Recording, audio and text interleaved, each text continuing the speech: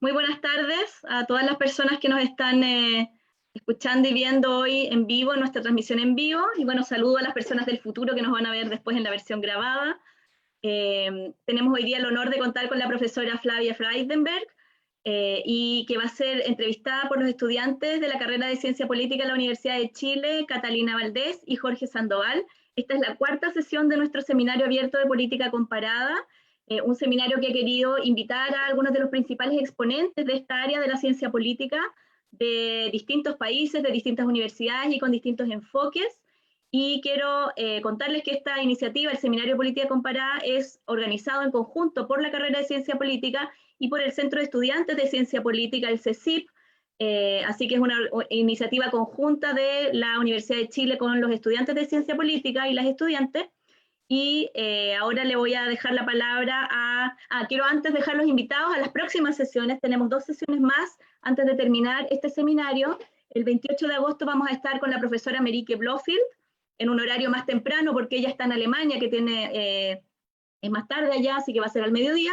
Y el día 25 de septiembre vamos a cerrar nuestro seminario con la profesora de la Universidad de Columbia, María Victoria Murillo. Así que los dejo muy cordialmente invitados a estas 2 últimas sesiones, y ahora sí, le doy la palabra a Catalina para que presente a nuestra invitada de hoy. Muchas gracias. Muchas gracias, profesora Hayes.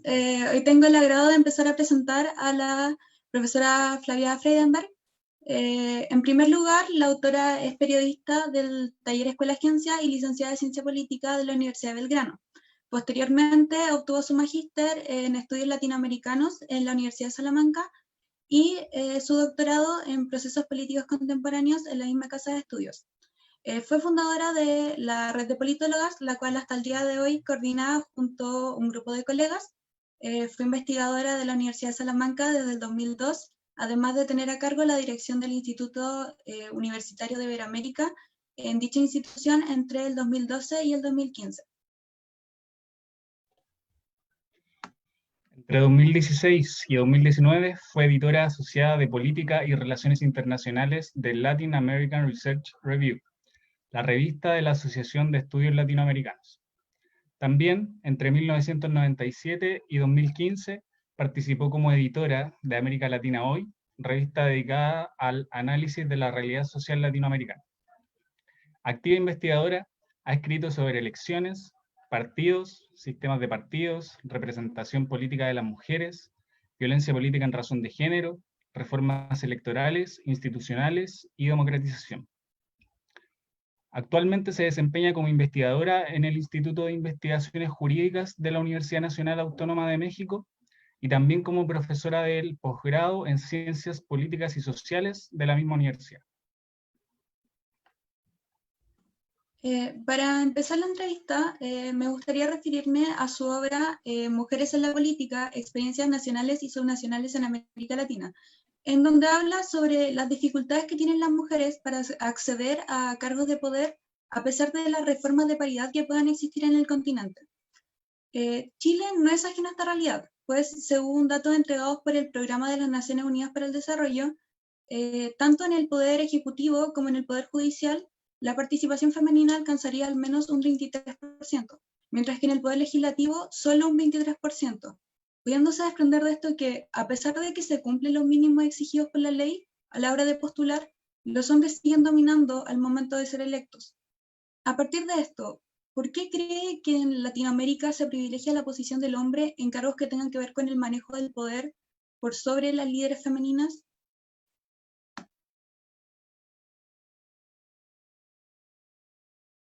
Muchísimas gracias por la oportunidad de poder conversar con ustedes, con Catalina, con Jorge. Para mí es un honor estar hoy aquí con ustedes.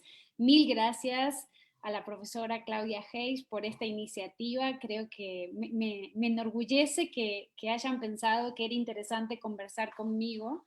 Me encanta estar cerca de estudiantes y gracias, Clau, por esta oportunidad. Como sabes, yo pasé gran parte de mi vida dando clase de introducción a la ciencia política en primero de ciencia política en la Universidad de Salamanca. Di esa asignatura cerca de 14 años y ahora ya no doy clase a licenciatura de manera formal, doy solo en posgrado. Entonces, estar cerca de los estudiantes y las estudiantes, ver cómo van evolucionando y van aprendiendo, y además agradecerles a Cata y a Jorge. Perdón que Cata ya te tuteo, ya te achiqué el nombre, imagínate. Para mí es un honor que podamos tener esta conversación, ¿no? Como bien menciona Catalina, en ese libro que ella señala, el de Mujeres en la Política, en realidad es una compilación de estudios, de investigaciones que no llevo yo sola, sino con la doctora Betilde Muñoz Pogosian, con la doctora Mariana Caminotti, con el doctor Tomás Toshek, y nosotros llegamos a ese libro después de haber hecho otro libro, Women, Politics and Democracy, que publicó Palgrave, en donde teníamos una visión bastante nacional de los obstáculos que enfrentaban las mujeres en América Latina. Como bien señaló Cata, hoy hacer política en América Latina para las mujeres es mucho más difícil que para los hombres. Existe, lo muestran los dos libros, brechas de género sustantivas. Si tú miras la diferencia en la representación legislativa entre hombres y mujeres en los legislativos nacionales, ¿no? Los congresos nacionales, la diferencia es de 70 puntos porcentuales en términos medios para 18 países de la región, según datos de la CEPAL. Es verdad que en los últimos años hemos crecido 30 puntos porcentuales esa media, unos países más que otros, y ahora veremos por qué, pero en general las mujeres enfrentan más obstáculos que los hombres, ¿no? Cuando quieren hacer política. ¿Cuáles son esos obstáculos? Yo creo que hay, como dice Joana Cantola, una expertise de género sesgado hacia los hombres. Hay como una idea común, como un, no sé, como un... Elizabeth Noel Neumann decía como un clima de opinión, bueno, como un clima de opinión bastante extendido en el mundo, no solo en América Latina, de que los hombres saben más. Es como si hubieran bajado, ellos vengan de un planeta que es el planeta de los sabios, y nosotras no venimos de ese planeta. Nosotras venimos del mundo de tener que laburar muchísimo, tener que amarrar muchísimo, tener que demostrar muchísimo, tener que romper techos todo el tiempo, tener que hacernos cargo no solo de la vida política, no solo de la vida profesional, sino además del mundo privado. Y ellos vienen del mundo donde saben todo, ellos nacieron sabiendo, a ellos nunca los mandan a capacitarse, ellos hablan y todo el mundo los escucha, nosotros tenemos que pedir permiso por pensar. Y esto, yo lo digo así medio en broma, medio en serio, no es para nada chistoso, pero cuando tú ves que de 196 países, solo el menos del 10% está gobernado por mujeres, cuando tú ves que hay una diferencia de 70 puntos porcentuales entre legisladoras y legisladores en 18 países de América Latina, cuando tú ves que solo 1 de 4 municipios está gobernado por mujeres en México, cuando tú ves que la media de representación municipal en América Latina, en términos de hombres, mujeres, es menos del 10%, entonces dices, algo está pasando. Es decir, no son solo estas viejas locas que no tienen nada que hacer, que están todo el día señalando por qué nosotras no tenemos las mismas oportunidades, sino que en realidad hay todo un contexto, hay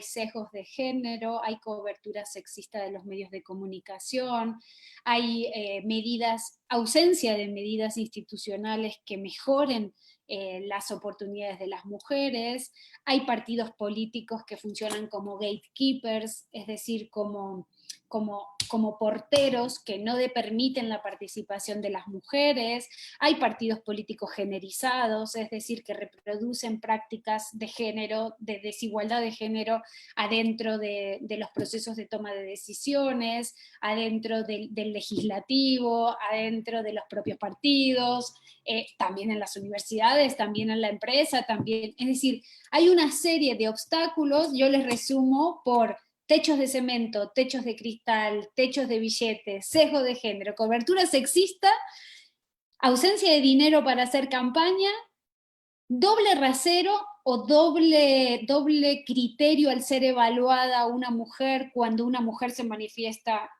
como un líder, ¿no? Porque si es una mujer que acompaña los patrones masculinos de funcionamiento de esas instituciones, no hay problema, pero cuando es una mujer que desafía el orden establecido, ¿no? El orden divino, como diría la película suiza, ¿no? Cuando es una mujer que desafía esos cánones, entonces ahí empieza la violencia, ¿no? Entonces, y además las mujeres tienen que enfrentar estas técnicas maestras de dominación que nos enseñó Berit Haas, que si les interesa podemos profundizar sobre ellas, y también violencia política en razón de género, es decir, actos u omisiones que afectan los derechos políticos electorales de las mujeres solo por el hecho de ser mujeres, ¿no? Como lo ha definido ya la ley marco de la Comisión Interamericana de las Mujeres, la Organización de los Estados Americanos, o como lo han definido en algunos diseños jurídicos latinoamericanos.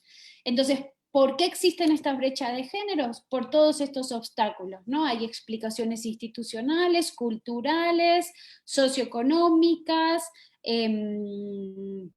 político-partidistas que limitan la participación política de la mujer en igualdad de condiciones que los hombres. No es que las mujeres no participan, las mujeres participan, pero se enfrentan a un montón de barreras que no enfrentan los hombres solo por el hecho de ser mujeres.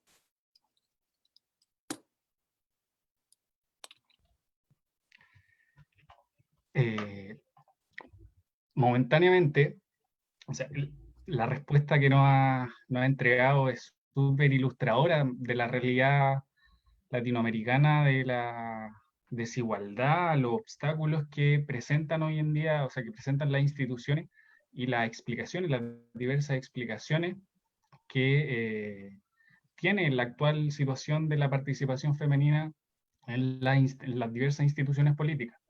Este tema lo vamos a retomar un poquito más adelante y por el momento vamos a orientarnos hacia otro tema sobre el que usted también ha trabajado, que tiene que ver con la presencia de candidaturas independientes en Latinoamérica. En una de sus investigaciones, titulada Cuando la ciudadanía toma las riendas, da cuenta de del panorama latinoamericano en cuanto a levantamiento de candidaturas hacia los cargos de representación popular. Menciona en términos generales dos formas que se pueden evidenciar. Una es la clásica, por medio de partidos políticos, y la otra es un fenómeno que tiene que ver con las candidaturas independientes de dos maneras. Una, a través de movimientos políticos, y otra de manera individual. Estas últimas, como sabemos, son las consideradas independientes y están presentes en diferentes países. Te menciona los ejemplos de Ecuador, Bolivia, Perú, México y Chile. Incluso destaca Chile como un antecedente dentro de Latinoamérica, como uno de los primeros países en tener presencia de este tipo de candidaturas. En vista de esto y de la presencia que, sobre todo, estas últimas décadas han tenido las candidaturas independientes y la discusión que se ha dado en torno a ellas, nos gustaría consultarle, para partir en torno a este tema, ¿qué podemos entender de la ciencia política por candidaturas independientes? Mira, Jorge, yo te agradezco esta pregunta. Justo estábamos comentando sobre este punto, ¿no? De respecto a cómo las candidaturas independientes funcionan para mucha gente como una esperanza frente a la crisis de representación política que han enfrentado los países. Yo no he tenido el gusto de ir a Chile en los 2 últimos años, pero estoy muy cerca de Chile por varias razones, por razones familiares y personales, pero además porque en Chile existe un grupo de colegas a las cuales respeto muchísimo, que integran la red de politólogas. La red de politólogas es una sola, pero hay articulaciones por países y mis colegas de la red de politólogas han sido muy activas en los últimos meses y en el último año, ayudando en la conversación pública, ¿no? Sobre cómo superar la crisis de representación, y yo me siento muy orgullosa de todas mis colegas de la red de politólogas de Chile, que viven en Chile, porque hay chilenas y hay de otros países, pero que viven en Chile, por el dinamismo y por esta capacidad de traer esta discusión a la conversación, ¿no? Como sabes, yo llevo muchos años, ahí contaron algunas cosas de las que yo he hecho, parezco joven, pero llevo 20 años trabajando sobre partidos políticos en América Latina, y he visto que lo han entrevistado a mi colega, el doctor Steve Levitsky, hace poquito en un conversatorio, y nosotros nos caracterizamos por hacer una ciencia política de calle, le llamamos nosotros, es decir, porque nosotros estudiamos los partidos no desde un box de investigación, sino porque nos hemos caminado a los partidos políticos, hemos estado, digamos, metidos en terreno con los partidos, con los políticos y las políticas, ¿no? Y como tú bien sabes, yo entré, bueno, no entré, pero gran parte de una fase de mi vida me dediqué a estudiar las crisis de representación en los países andinos, ¿no? En particular Perú y Ecuador.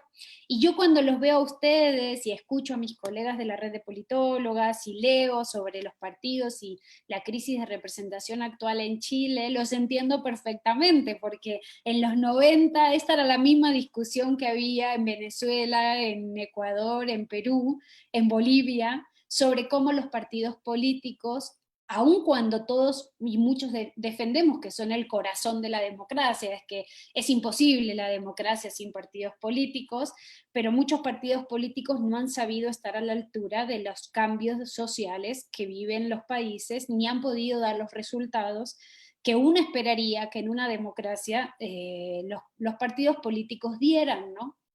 Yo llevo estudiando partidos políticos desde el año 1998.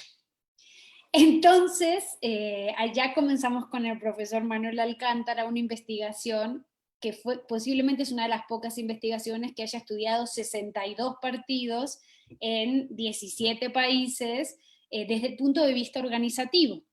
Y he visto, son como mis bichitos de laboratorio, ¿no? Y he visto cómo muchos hacen aguas, es decir, son estructuras oligárquicas, son estructuras jerárquicas, son estructuras que no permiten la circulación de las élites, son estructuras androcéntricas, que además no le gustan las mujeres, como hablábamos recién, y menos las mujeres exitosas. Y también he visto cómo en muchos países, como te decía, en los países andinos, se pensó, y también en México, se pensó que las candidaturas independientes eran la panacea que iban a resolver la crisis de la representación política que esos partidos han generado, ¿no? Yo entiendo un argumento y entiendo el otro argumento. Entiendo los críticos de los partidos, yo también soy muy crítica respecto a que nos están en el debe, que nuestras democracias exigen otro tipo de partidos, pero, o sea, grupos políticos que compiten en elecciones y hacen que sus miembros accedan a cargos de representación popular, página 90 del libro de Sartori, partidos y sistema de partidos, esa definición minimalista nos ha ayudado a entender partidos andinos y partidos conosureños y partidos centroamericanos y partidos europeos y partidos asiáticos, partidos religiosos, partidos clericales, partidos de empresarios, partidos sindicalistas, partido indigenista, o sea, hemos visto todo, esa definición viaja bastante bien. Tenemos críticas a esa definición, pero esa definición viaja bastante bien. Pero en realidad, la experiencia comparada nos enseña que estos candidatos, ya sea los candidatos individuales a nivel nacional, les es muy difícil llegar. Les es muy difícil registrar candidaturas, les es muy difícil competir en contra de las estructuras organizativas de los partidos, y les es muy, muy difícil tener dinero para hacer una campaña nacional, salvo que sean outsiders que tienen un conocimiento previo de la opinión pública, porque son, seguro que si te digo este nombre, yo no sé quién sería en Chile, pero Marcelo Tinelli, ¿no?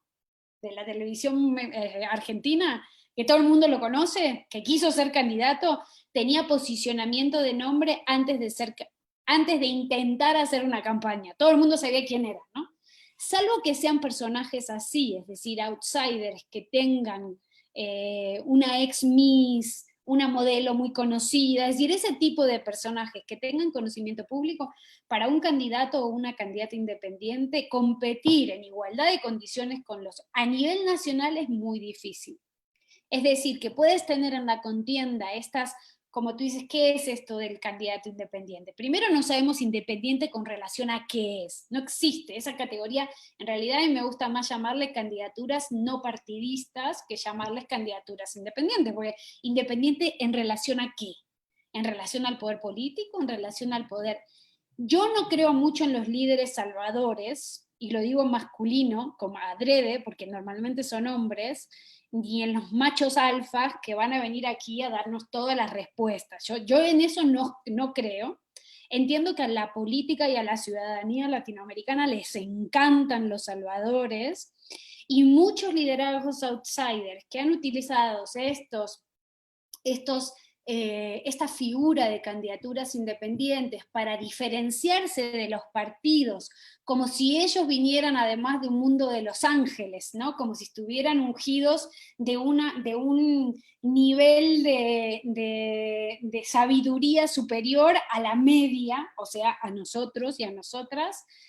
Estas postulaciones, ¿no? que se hacen por fuera de los partidos, que en realidad es eso lo que te está diciendo esa figura, en la práctica, la experiencia comparada, y como tú bien has dicho, has encontrado en el texto que yo escribí hace unos años, creo que es el del 2017, si no me equivoco, que fue a mi primer año de llegar aquí a México y darme cuenta que el sistema de partidos, o uno de los sistemas de partidos más fuertes de la región, como es el mexicano, por cantidad de recursos, por candados para poder ingresar a la contienda, no se puede crear un partido sino cada 6 años, con un montón de requisitos, con un montón de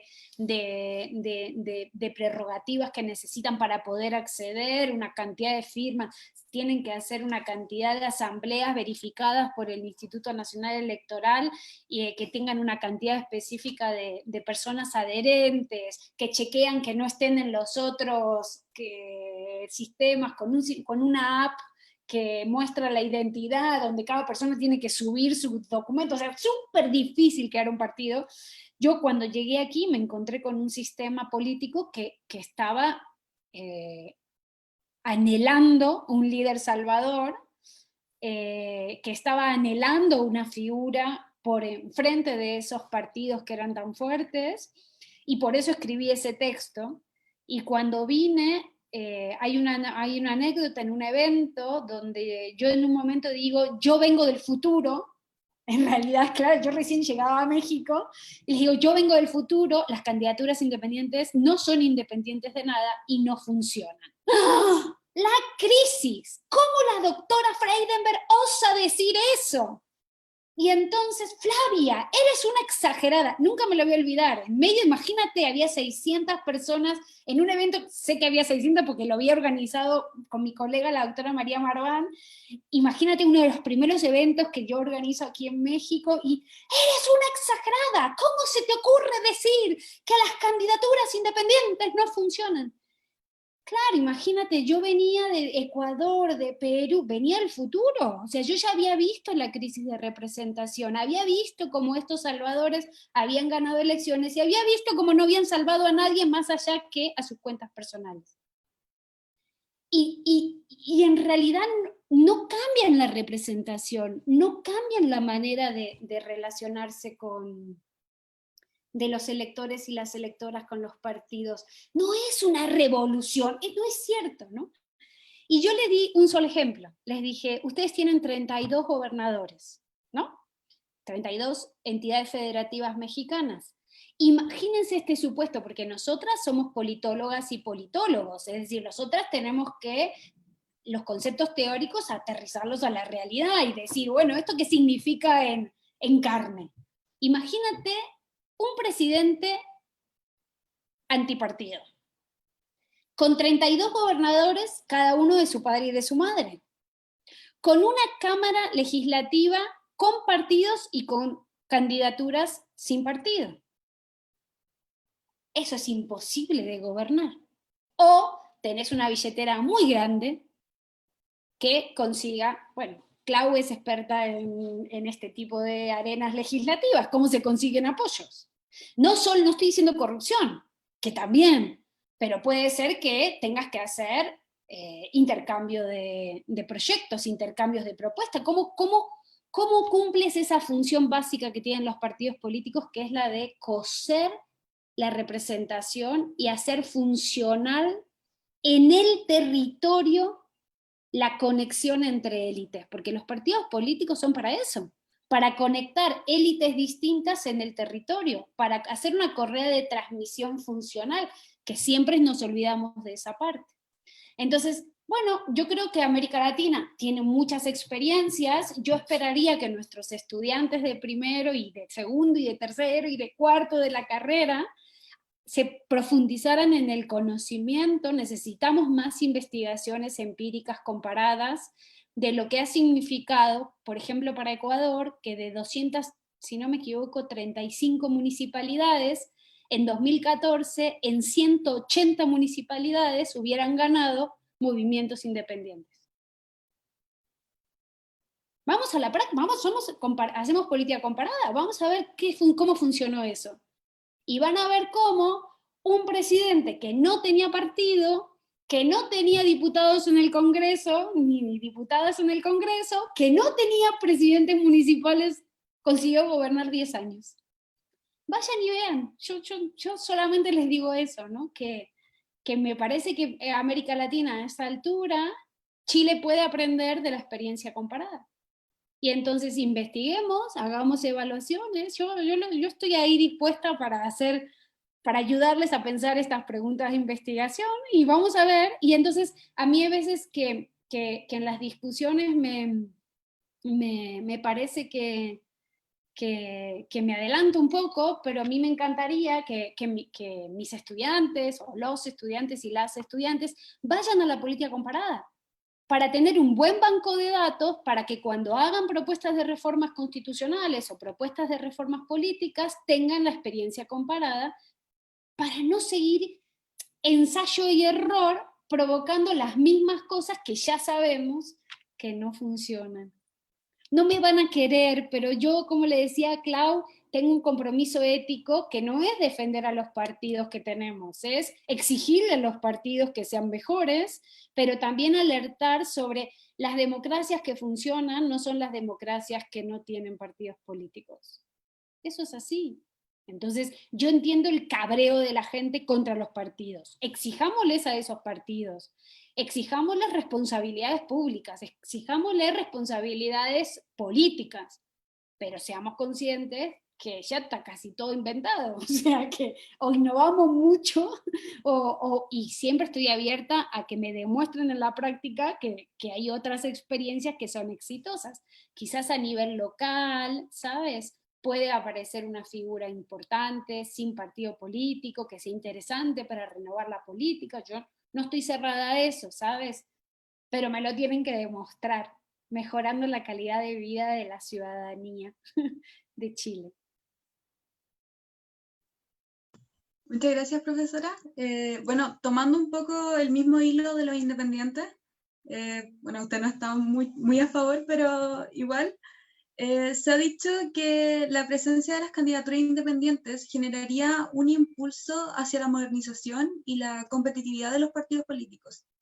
¿Qué cambios podrían identificarse al interior de los sistemas de partidos como consecuencia de la implementación de candidaturas independientes? Pues lo que ha generado, y ahí, como decía recién, la dinámica ecuatoriana lo ha evidenciado, ¿no? Tener movimientos independientes, tú piensas que, bueno, no les llamamos movimientos independientes, sino movimientos políticos que actúan como si no fueran partidos, pero en la práctica son partidos políticos, porque repito, tú te puedes llamar como quieras, pero si eres un grupo político que compite en elecciones y haces que tus miembros accedan a cargo de representación popular, eres un partido político, ¿no? Entiendo que en el caso ecuatoriano teníamos una circunstancia en particular, que era darle cabida al movimiento indigenista, y el movimiento indigenista no quería bajo ninguna circunstancia participar como si fuera un partido, pero luego en 1996 ellos crean el Movimiento Unidad Plurinacional Pachakutik Nuevo País, y ahí tenemos un montón de experiencias interesantes de la mano de Pachakutik. Yo creo que Pachakutik introdujo en su momento una manera distinta de ver la política, incorporó valores que no estaban presentes en el sistema de partidos, estaban en la sociedad, pero de alguna manera, ¿se acuerdan las teorías de Lipset y Rocard, ¿no? De Bartolini Meir, cuando ellos hablan de la transformación, la politización de los clivajes, que es toda una corriente teórica que, bueno, quizás no se ha trabajado tanto en América Latina, pero bueno, algunos sí hemos explorado esas lecturas, y sin intentar traer categorías europeas para explicar, así como, viste, como un saco que te pones la realidad latinoamericana. A partir de esas literaturas, lo que nos hemos dado cuenta es que cuando se forma un nuevo partido político, sobre todo cuando tiene una raigambre social tan fuerte, en realidad lo que estamos mostrando es la traducción de conflictos que estaban latentes y que estaban ahí en la sociedad, y que no había ningún partido político que la representara, ¿no? Entonces, para estos casos especiales, como este movimiento político, pero yo sé que ustedes no están pensando en eso, ustedes están pensando en candidaturas individuales, que es un modelo diferente. Pero, como bien decía Jorge, hay dos modalidades en la región: las que van como si fueran movimientos políticos, que es este caso ecuatoriano, el peruano, el boliviano, o las que van como individuos, que es más el caso chileno, más el caso mexicano, ¿no? Entonces, en el caso de los movimientos políticos, es verdad que ha habido la posibilidad de politizar tensiones que estaban en la sociedad y que no, hasta ese momento no habían traducido. Y eso cambió el sistema de partidos, cambió la dinámica, cambiaron los temas, cambiaron los valores. Además, para mí, bueno, yo trabajé muchos años sobre el movimiento indígena ecuatoriano, y no como mi línea de investigación principal, quizás la gente no lo sabe tanto, pero ha estado metido en casi todas mis investigaciones de una manera u otra. Pero en el caso de Pachakutik, a mí lo que más me preocupaba, o lo que me interesaba, era cómo una tensión que estaba latente se convertía primero en participación política y luego en una organización política. En particular porque, como ustedes bien saben, en el Ecuador hay un clivaje regional latente que también cruza la dinámica del sistema de partidos, y no se traduce en organizaciones políticas que defiendan per se el nosotros frente a ellos, ¿no? Es decir, mono serrano, ¿no? En el caso de las candidaturas independientes individuales, no ha habido casos de candidaturas nacionales que hayan podido ganar elecciones presidenciales, por ejemplo, y los casos que han ganado de manera individual en los legislativos nacionales, su capacidad, claro, imagínate, tenés 300 legisladores y hay un candidato independiente, ¿qué cambio puede generar ese individuo sobre el sistema, ¿no? Otra cosa es, y esto que les contaba recién, cuando tú tienes candidatos independientes a nivel local, que sí ha habido aquí, por ejemplo, en el caso mexicano, como ustedes saben, la reforma también es reciente. México fue obligado por una sentencia de la Corte Interamericana de Derechos Humanos a que diera la posibilidad a los individuos a presentarse sin partido político, el caso Castañeda, pero el efecto que ha tenido sobre el sistema de partidos no ha sido el que los que pensaron esta propuesta decían que iba a tener. Ha sido como minoritario, ¿no? No ha resuelto los problemas de representación, la gente no se siente mejor representada porque un candidato o una candidata independiente les represente.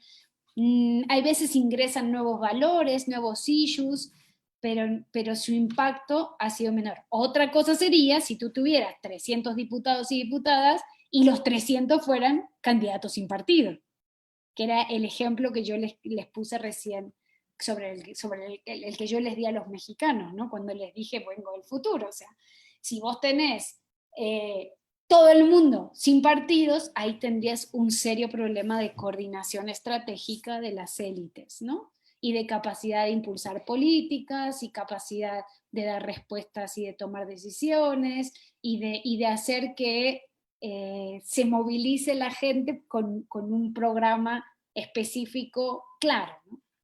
Otra cosa ha sido la elección dentro de partidos políticos, no de candidaturas independientes, sino dentro de alternativas que tenían un discurso antipartidista tradicional, pero que competían con organizaciones de partidos. Y ese es el caso mexicano, el caso de Andrés Manuel López Obrador, que al sentir que el sistema de partidos no le dejaba ser, bueno, no sé si el sistema de partido, pero sí el PRD, el partido que él había ayudado a construir, no le dejaba hacer lo que él quería, o como él quería, o como él planteaba la política, entonces se va de esa organización, se lleva a varios cuadros de élites del PRD, crea Morena, ingresan gente de otros partidos como el PRI o como el PT o otros sectores a este Morena, y siendo un partido político con un discurso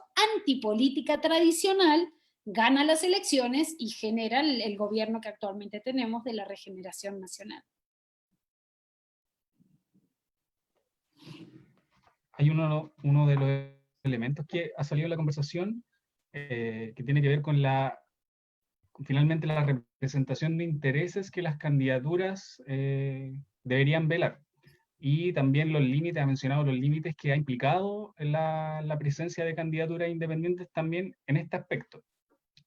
En función de eso, me gustaría ya para finalizar este tema con una pregunta más bien cortita, quizás para terminar de perfilar los límites de la participación de independientes. ¿Cómo evaluaría usted el problema de la personalización de la política que podría implicar la participación de independientes? Lo voy a responder con una frase. La personalización de la política no mejora la calidad de la democracia. Las candidaturas independientes no son la respuesta para la crisis de la representación política que viven algunos países de la región.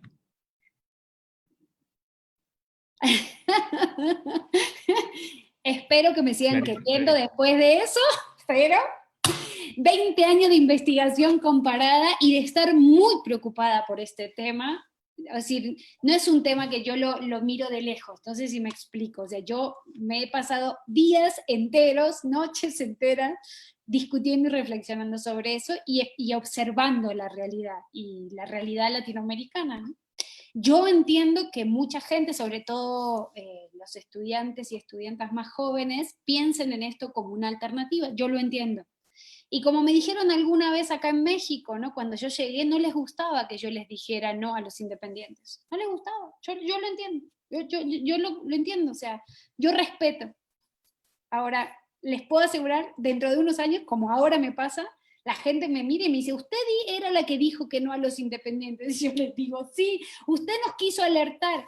Y alguien me dijo hace unos años, deja que México tenga su propia experiencia. Y entonces yo ya entendí que Chile tendrá que tener su propia experiencia.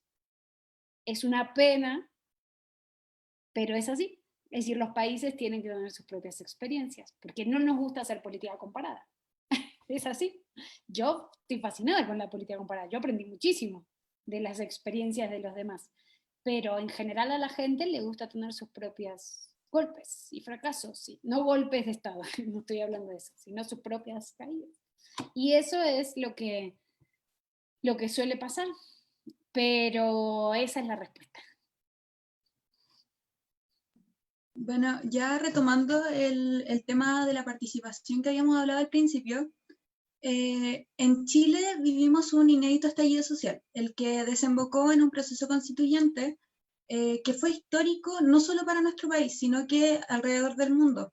debido a que se planteó que tanto la participación femenina como la participación de pueblos originarios debía estar garantizada, abriendo un debate público sobre la representatividad de grupos que han sido históricamente marginados de la política formal.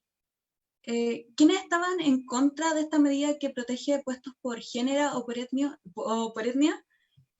Argumentan que podría dejar fuera a quienes obtengan mayoría de votos, pero no pertenezcan a estos grupos. A partir de esto, ¿qué opina al respecto de esa situación?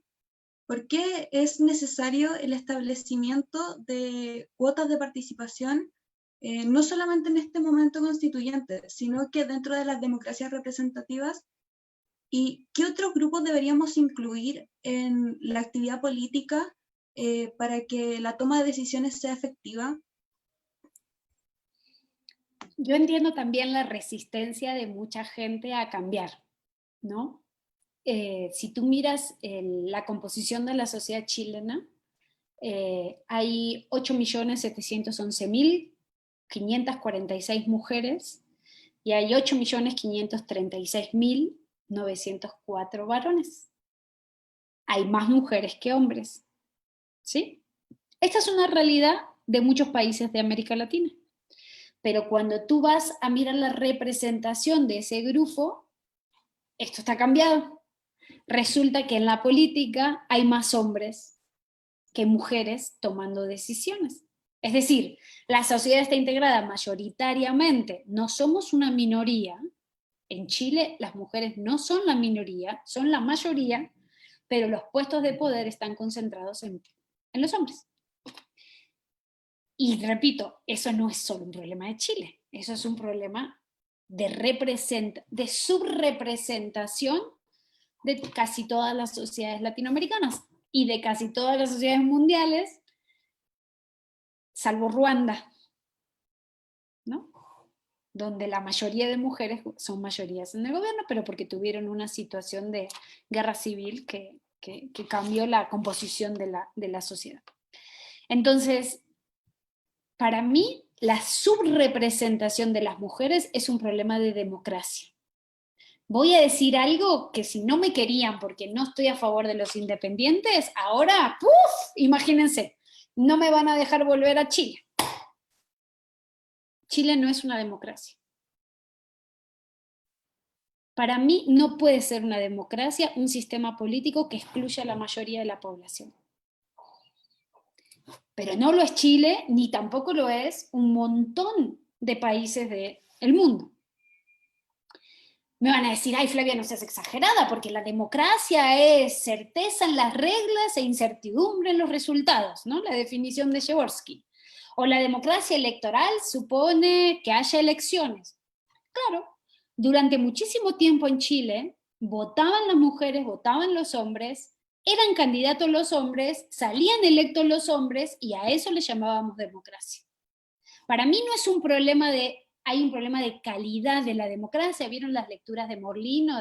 En realidad es un problema de que hay un problema en los procedimientos, hay un problema en los derechos, en la ampliación de los derechos, hay un problema en la satisfacción de la ciudadanía. No, es que para mí es imposible un sistema político democrático donde la mayoría de la población, como no era que era el gobierno de la mayoría, bueno, la mayoría de las mujeres, que son la mayoría chilena, no están detentando el poder. Y lo digo así, sin ponerme nerviosa, en este tono de voz, sin llamar a ninguna revolución violenta, porque esta es una revolución pacífica y tenemos la razón. Yo no estoy diciendo que venimos nosotras a asumir el poder para dejar fuera a los hombres. Yo no estoy diciendo eso, ¿eh?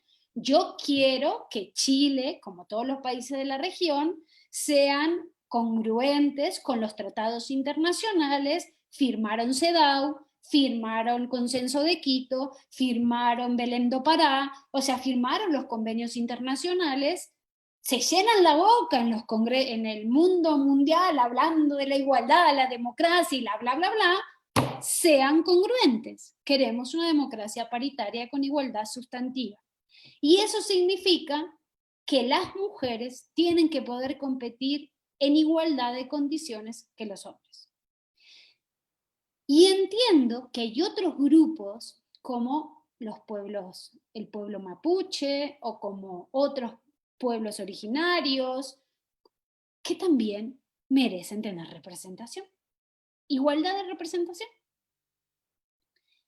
Claro, esto le chirría a mucha gente, porque estamos acostumbrados a que la cosa sea de otra manera, a que la política sea de otra manera. Pero ¿qué quieren que le diga? Bienvenidos al siglo XXI, tenemos que trabajar sobre ello. Creo que Chile con la convención paritaria, yo apruebo la convención paritaria, yo creo que la constituyente tiene que ser paritaria. Creo que además Chile, hay una cosa que generó esta aprobación de constituyente paritaria que es muy novedosa para el resto de América Latina, que está tomada, está inspirada en lo que hizo la Convención Constituyente de la Ciudad de México, de que no solo se exigía la paridad, tú sabes que la paridad, Cata, se exige normalmente en el registro de candidaturas. Tuvimos que exigirle a los hombres que pongan mujeres en el registro de candidaturas y obligarles por ley, porque ellos históricamente no han querido poner mujeres en las candidaturas. No es porque nosotras nos levantamos un día y dijimos queremos el poder, que no estaría mal, ¿eh? O sea, porque nosotras tenemos igual que ellos el derecho a tener el poder. A mí me encanta el poder, porque a las mujeres les da vergüenza decir que les gusta el poder. A mí me gusta el poder de construir, el poder de cambiar, el poder de ayudar, el poder de hacer cosas distintas, el poder de generar una sociedad más igualitaria. A mí no me importa que me digan, ay, a ella le gusta el poder. Si lo dicen ellos, ay, qué genios, qué valientes y qué fuertes. Si lo decimos nosotras, ay, mira, a ella le gusta el poder. Sí, me encanta el poder. Entonces, nosotras tenemos todo el derecho de decirlo, pero no es eso. El problema es que cuando ellos arman las listas de candidaturas, nunca nos han puesto en igualdad de condiciones en las candidaturas. No estamos diciendo que queremos candidaturas solo de mujeres, porque no estamos incluso diciendo vamos a crear solo partidos feministas, solo de mujeres sin hombres. No estamos diciendo eso, queremos competir con ellos dentro de las estructuras partidarias o como candidatas independientes, pero el problema es que las élites que controlaron los partidos chilenos durante toda nuestra historia, no han puesto a las mujeres en igualdad de condiciones que los hombres. Y los datos así lo muestran. Entonces, ¿cómo van a ganar las elecciones ellas si ellas no tienen piso parejo ni competencia igualitaria? 9 países de la región atajaron este problema y han generado reglas innovadoras y revolucionarias, obligando a los partidos políticos a poner paridad vertical, paridad horizontal, paridad transversal, obligando a poner fórmulas completas hombre-hombre, mujer-mujer, obligando a crear el principio de competitividad, que no es lo que en ciencia política llamamos principio de competitividad, sino es una cosa que se inventaron los mexicanos y las mexicanas, que es que no se puede ubicar a las mujeres candidatas en distritos donde el partido históricamente ha perdido las elecciones. Entonces, les hemos obligado a armar, que eso lo hace la autoridad electoral, lo que sería el CERVEL en Chile. Don Patricio debería decirnos cuáles son los distritos ganadores, los distritos medios y los distritos perdedores de cada partido político por nivel institucional en las 2 últimas elecciones. Hacemos una media y podemos decir, este es el bloque competitivo, este es el bloque menos competitivo, este es el bloque a donde las mujeres no las pueden mandar. Y eso ya existe. Y además, los países que han innovado han dicho, si algún partido político no quiere cumplir, ¡ay, qué pena! No se les registra la candidatura. Pero además no les permitimos válvulas de escape. ¿Qué significa eso? Lo que hoy todavía tiene Honduras. La paridad se exige en las primarias. Entonces van a las primarias, cada uno compite como puede, cuando llegan a la general y van a registrar candidaturas, ¡qué pena!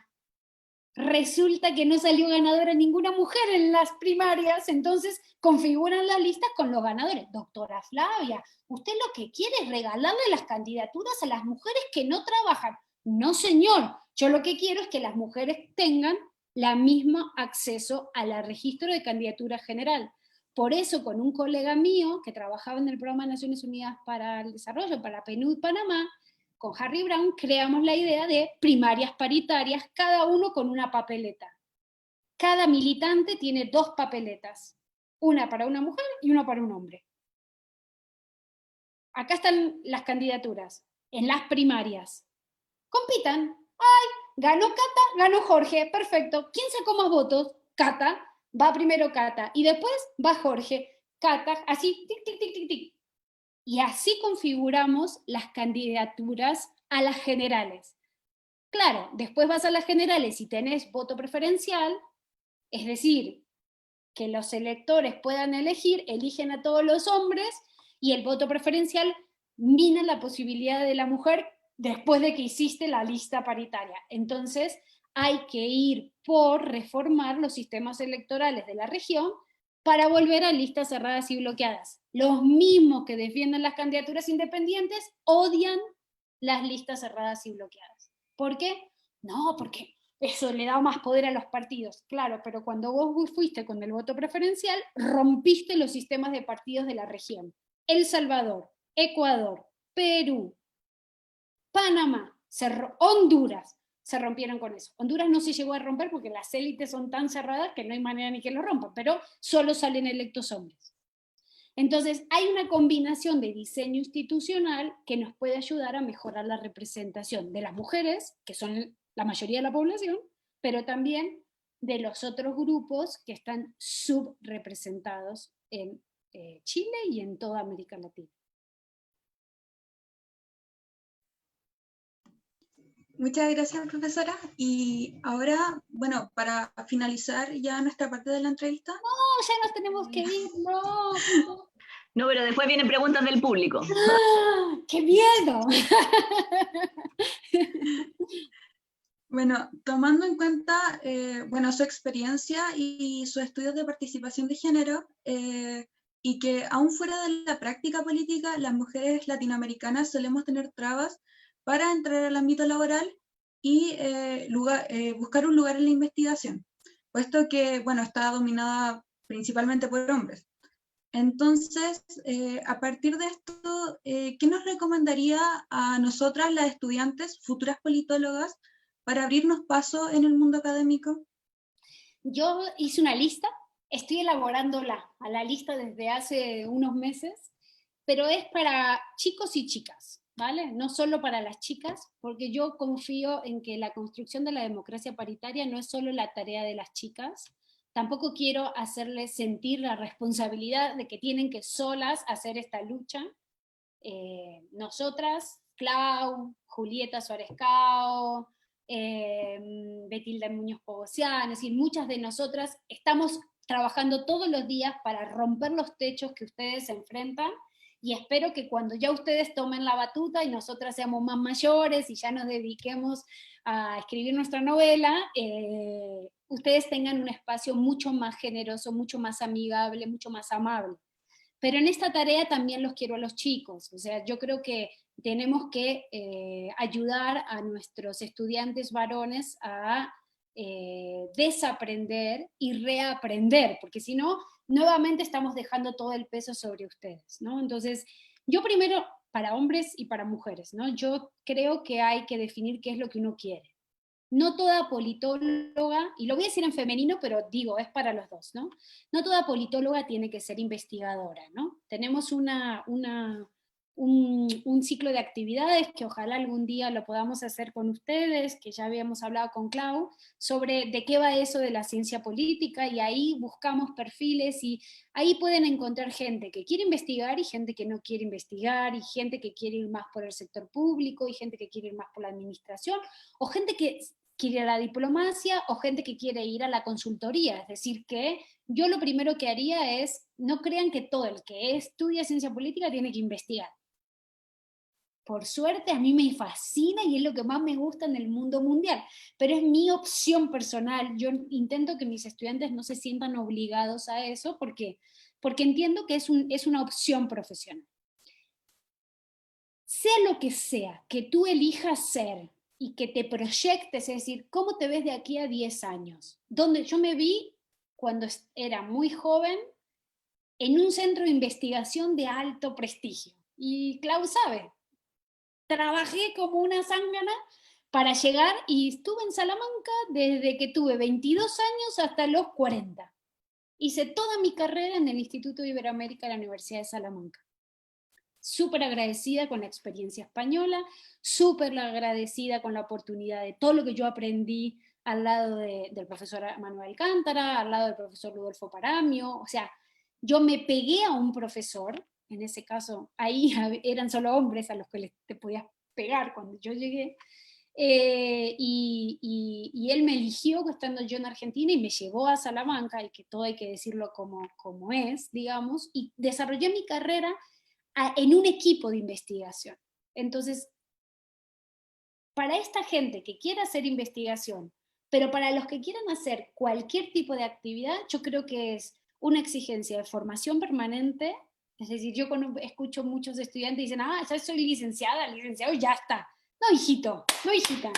Vamos, vamos, vamos, que esto recién empieza, ¿no? Es una exigencia de formación permanente, no conformarse con la formación que viene de la universidad, salir a buscar las escuelas de métodos, salir a buscar el contacto con otros colegas de otros lados, preocuparse, ¿no?, por seguir formándose. Y a los que quieren hacer investigación, yo les sugeriría pegarse a una investigadora, a un investigador desde jóvenes.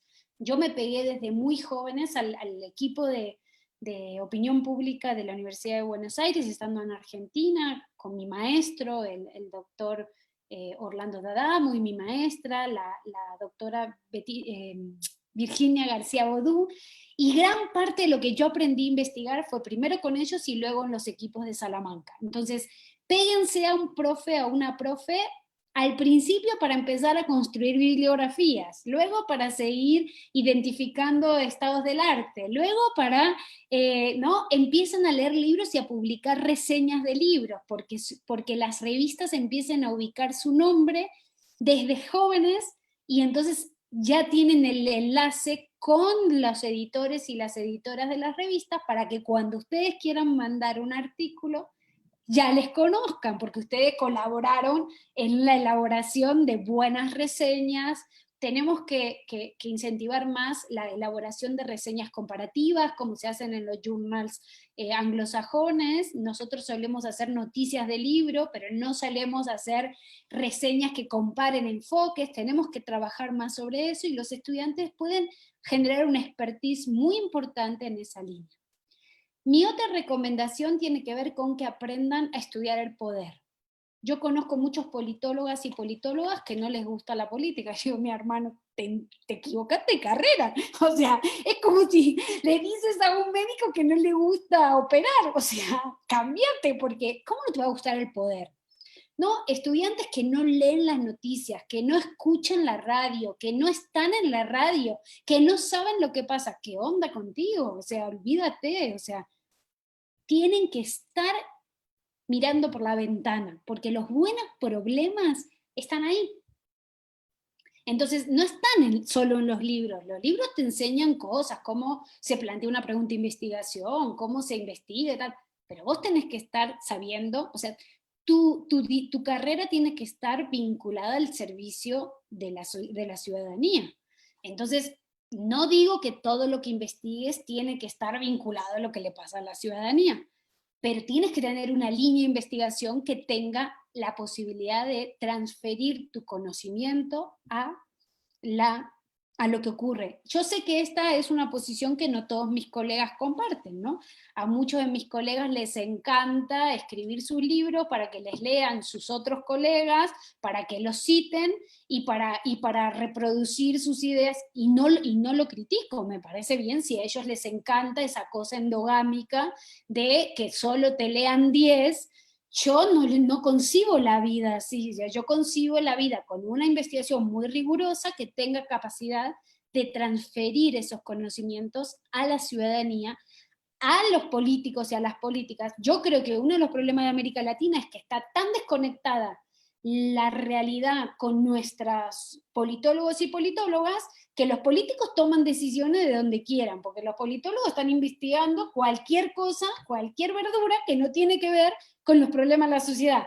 Y entonces estos, cuando necesitan ideas, ¿dónde las van a buscar? Las van a buscar donde las encuentren, pero la ciencia política no está pensando respuestas a esos problemas. Entonces yo creo que hay que conectar, ¿no? Y creo que nuestros estudiantes tienen que aprender habilidades. Yo eso lo aprendí en Europa, aunque Europa, yo tuve la oportunidad de vivir la transformación hacia el espacio europeo de educación superior. Yo llevaba programas, dirigía el doctorado, dirigía la maestría, y estábamos con todo el equipo de Salamanca viendo cómo transformábamos nuestra docencia a esas exigencias europeas, y uno de los grandes problemas es que nosotros no formamos en habilidades. Cuando me refiero a eso, ¿a qué me refiero? Bueno, no solo que aprendan a investigar y todo esto que acabo de decir, que aprendan a hacer análisis crítico, que aprendan a difundir lo que conocen y lo que investigan, que aprendan Big Data, que aprendan idiomas, que aprendan a trabajar en equipos diversos interdisciplinares, que aprendan flexibilidad cognitiva. Es decir, la capacidad de enfrentarse a situaciones críticas, ser resilientes, cambiar, adaptarse y ser maduros, inteligentes emocionalmente. Y a nuestras chicas yo les diría que aprendan a ser sororas, que aprendan a que nuestras colegas, que brille una colega nuestra, es lo mejor que a nosotras nos puede pasar. Y no es cierto que no podemos trabajar juntas.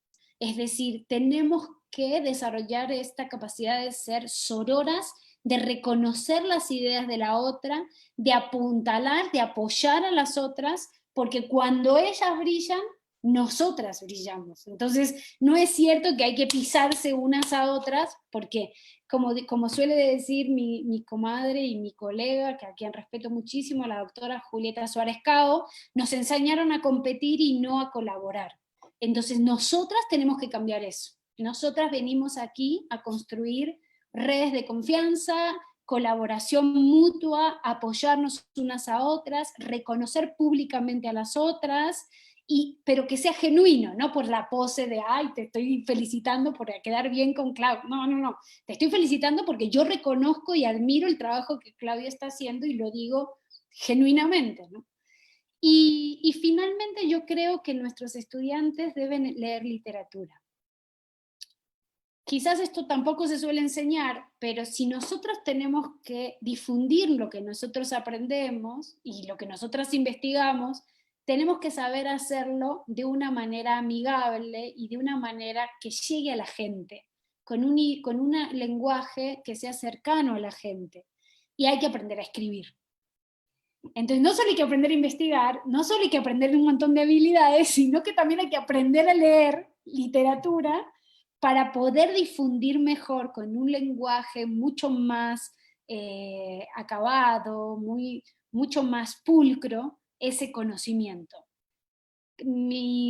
Para mí eso fue mi gran obsesión. Yo vengo del periodismo y entonces mi obsesión era cómo hacerlo difícil sencillo, ¿no? Y mis estudiantes suelen decir que hay gente que escribe raro, ¿no? Doctor, esto está raro. Y yo siempre digo, el que escribe raro es que no entiende lo que está diciendo, porque cuando vos lo entendés, lo podés describir fácilmente.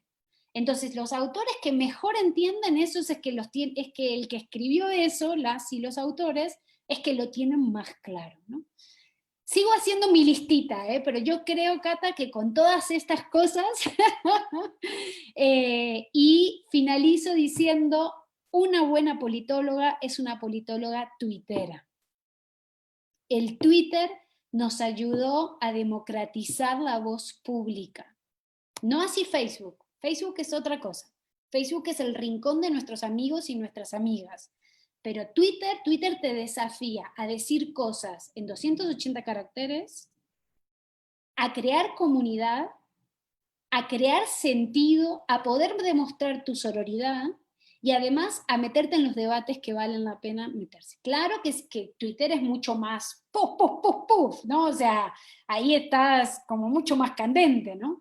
Pero también nosotras tenemos que aprender a sacar piel, ¿no? O sea que no estoy justificando la violencia, ni mucho menos, pero yo creo que si nosotras somos capaces de difundir nuestro conocimiento en 280 caracteres, vamos a poder llegar a mucho más gente y vamos a poder tener una ciencia política mucho más democrática y mucho más tolerante y mucho más sorora.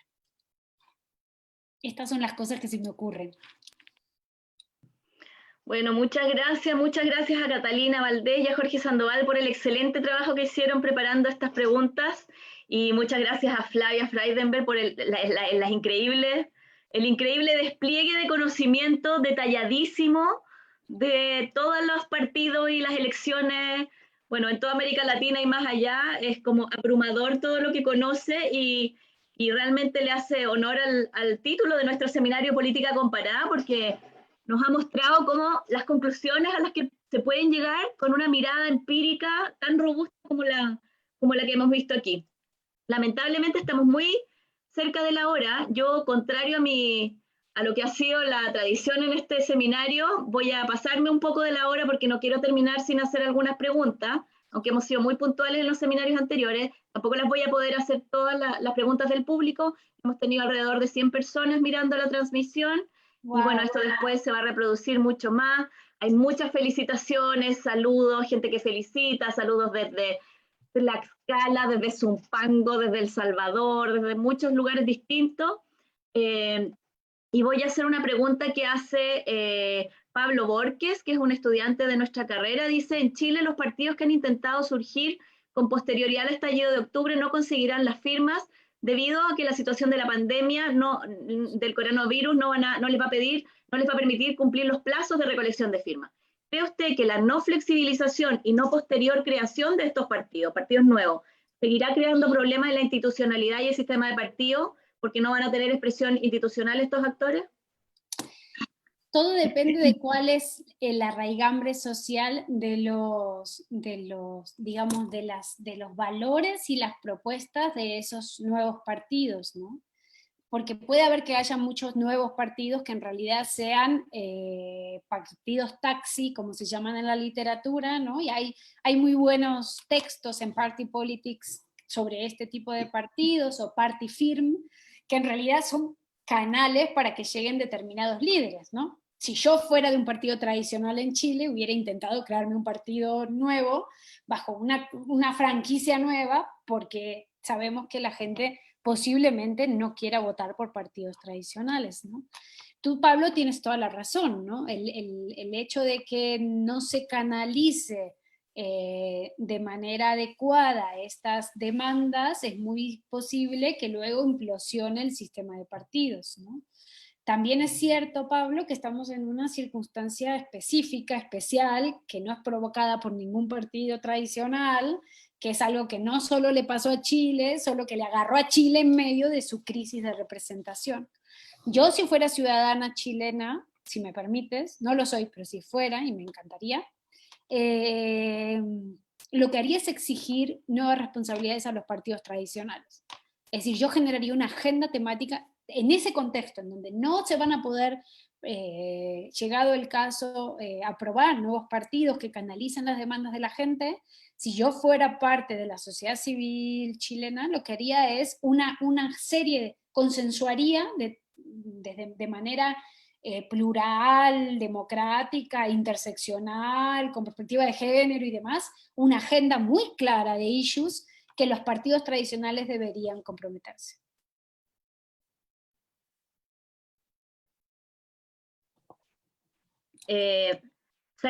Sandrita Blanch pregunta: doctora, ¿entonces usted sugiere que lo mejor es seguir creyendo en los partidos políticos actuales, exigiéndoles que realmente hagan un buen trabajo? Yo creo que hay que seguir pensando en que no es posible la democracia sin partidos políticos. No sé si eso significa un cheque en blanco, creo que no, a los partidos actuales. Creo que los partidos actuales chilenos, y conozco mucha gente de esos partidos políticos a las cuales respeto y valoro muchísimo, a otras no, pero digamos mucha gente sí. Yo creo que tienen una deuda de responsabilidad democrática y deberían entrar en este proceso de regeneración interna, ¿no? Y de renovarse y de profesionalizarse y de ver cómo usan las nuevas tecnologías y de cómo se democratizan internamente. Es decir, es la estructura de oportunidad, ¿vieron al estilo Tarrow?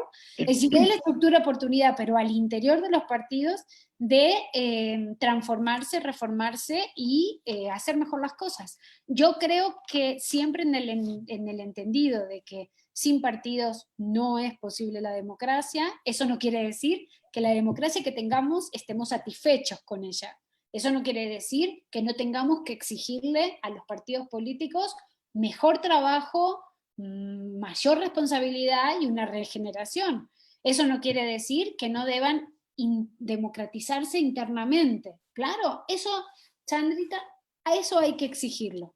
Y yo creo que Chile puede hacer la diferencia en ese sentido, aprendiendo todo lo que nos pasó cuando apostamos por caudillos, que no funcionó. Chile puede hacer la apuesta democrática de decir, ¿sabes qué? Me quedo en este sistema, pero o sea, vos que sos partido tradicional tenés que hacer las cosas de otra manera. Luis Felipe García dice, atendiendo a sus investigaciones actuales sobre reformas electorales y viendo el aumento del número de partidos en Chile tras las movilizaciones sociales de 2011 y las reformas electorales de 2016. Desde la perspectiva comparada, ¿cuánto influyen las reformas electorales y las leyes de partidos políticos en el origen de nuevos partidos? ¿Pesan más los factores institucionales o los sociales? Depende cada caso, Luis Felipe. Ahí en el Observatorio de Reformas Políticas de América Latina, con mis colegas, el doctor Sebastián Garrido y mi estudiante de doctorado, el maestro Cristian Uribe, estamos trabajando precisamente en por qué unos países reforman más que otros, ¿no? Ya hicimos varias investigaciones sobre el origen de las reformas. No son solo las reformas de partidos, sino múltiples reformas, ¿no? Y no hemos explorado todavía tanto las consecuencias de esas reformas, pero ha habido muchos trabajos, como los de John Carey, incluso Gabriel Negreto ha trabajado sobre esto, respecto a cómo la flexibilidad en la posibilidad de la reforma electoral te impacta sobre el sistema de partidos. Y si te acuerdas, Duverger, allá, hace millones de años, no tantos, pobre Duverger, su ley, la única ley que tenemos en la ciencia política, hablaba sobre la relación entre leyes electorales y el impacto del sistema de partidos, ¿no? Mi experiencia comparada me dice que un país como Ecuador, que tiene más de 24 reformas al sistema electoral entre 1978 y 2019, o un caso como el mexicano, que también se encuentra entre lo que nosotros llamamos con Sebas y con Cristian y con Tomás Dojek, el hiperactivismo reformista. Cuando vos tenés un sistema político con un excesivo nivel de reformas electorales, el impacto sobre la oferta política es mucho mayor, porque le estás cambiando las reglas de juego constantemente a los sistemas. Y cuanto más flexibles sean las reformas, más oportunidades de crear nuevos partidos, ¿no? Pero todo eso depende cuáles son las reformas, porque en el caso mexicano ellos tienen muy cerrado el sistema, con lo cual por más que hagan reformas a un montón de cosas, si ellos no flexibilizan las reformas, las leyes orientadas a la creación de partidos, entonces es como si nada, ¿no? Pero en general lo que uno tendería a pensar es que cuando un sistema genera mucha reforma de las reglas de juego, eso hace mucho más inestable la competencia.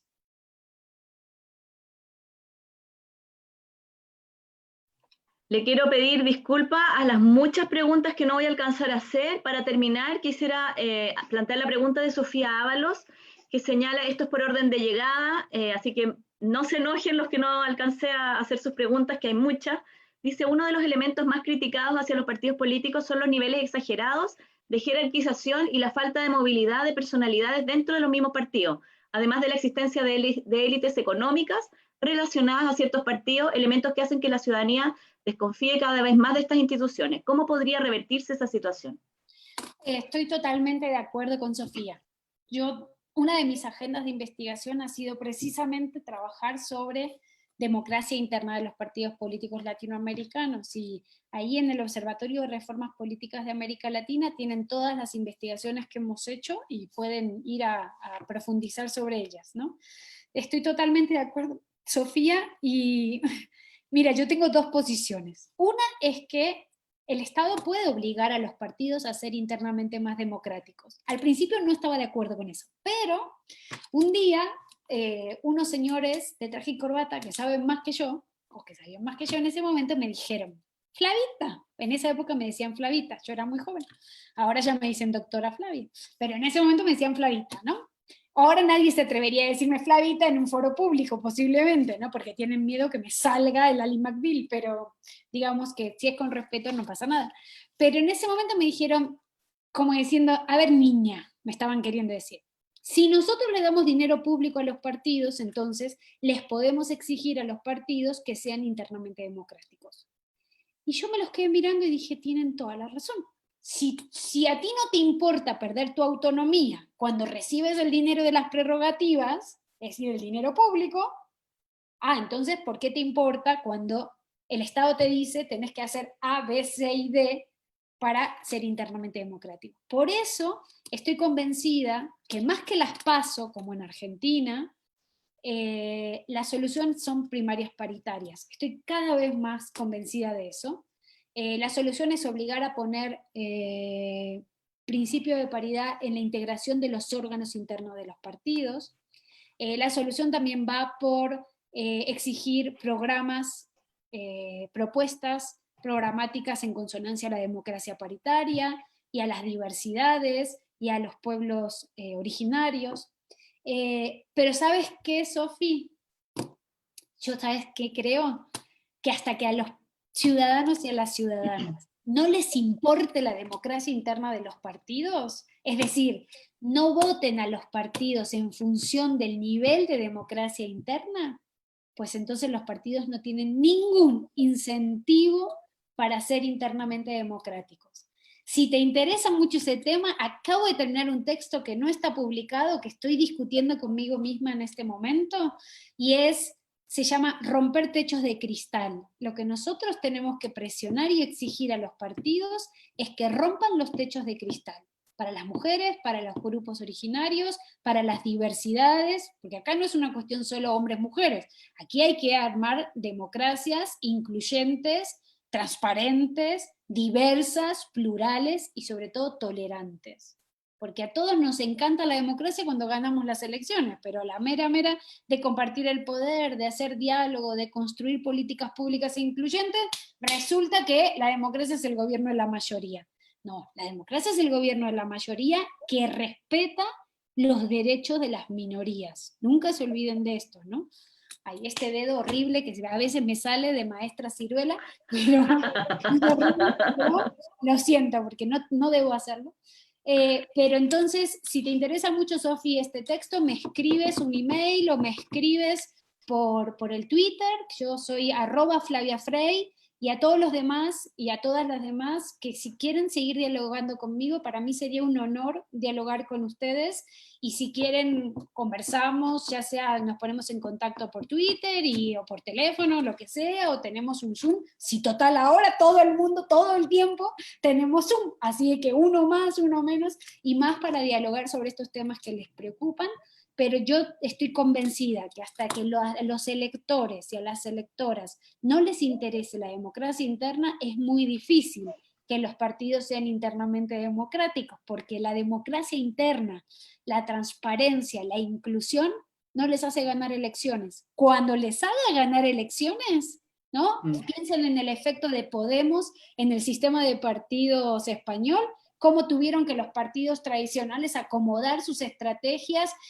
Resulta que ahora el PSOE, que es un partido que yo siempre he respetado, pero resulta que ahora es el partido más feminista de España. Pero tú dices, pero si hace 10 años, 15 años, pues el PSOE no hablaba en estos términos. Bueno, la emergencia de nuevos partidos también supone desafíos para los partidos que mal llamamos partidos tradicionales, porque les hace acomodar sus estrategias.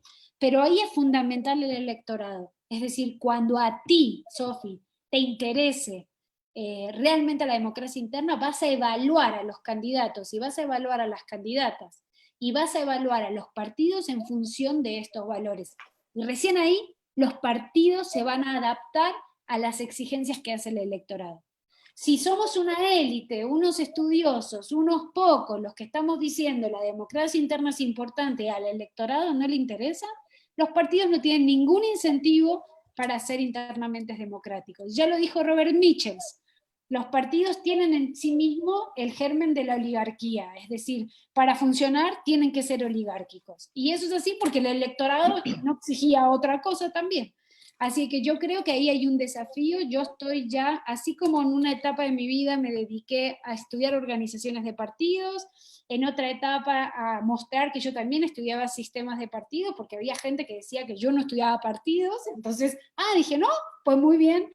Así como en otra etapa de mi vida me dediqué a trabajar y a introducir la perspectiva subnacional en la política, porque me parecía básico ir a ver lo que pasaba en el mundo local y estadual.